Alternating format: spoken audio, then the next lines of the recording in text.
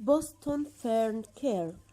The first thing you need to do for proper Boston fern care is to make sure that it's in the right kind of environment. Boston ferns need a cool place with high humidity and indirect light.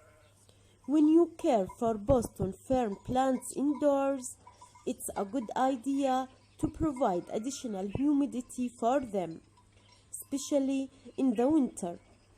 Most homes are rather dry, even more when heaters are running. For extra humidity care for Boston fern, try setting your fern pot on a tray of pebbles filled with water. You can also try lightly misting your fern once or twice a week to help it get the humidity it needs. Make sure that the fern soil remains damp. Dry soil is one of the number one reasons that Boston ferns die. Check the soil daily and make sure to give it some water if the soil feels at all dry.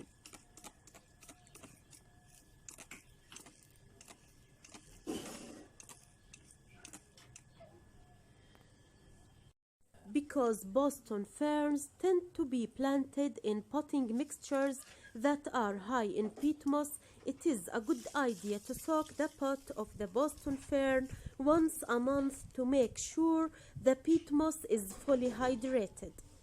Be sure to let it drain thoroughly after this. Boston fern leaves will turn yellow if the humidity is not high enough. If your Boston fern's fronds are turning yellow, make sure to increase the humidity around the plant. One of the lesser known care tips for a Boston fern is that they do not need much fertilizer.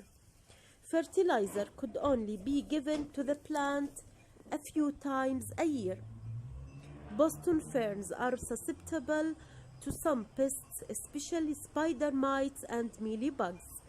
If your plant becomes infested, make sure to treat the plant as quickly as possible to keep it healthy.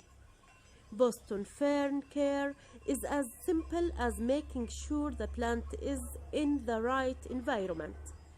If you make sure that your fern is getting the right care, it will live for many years to come.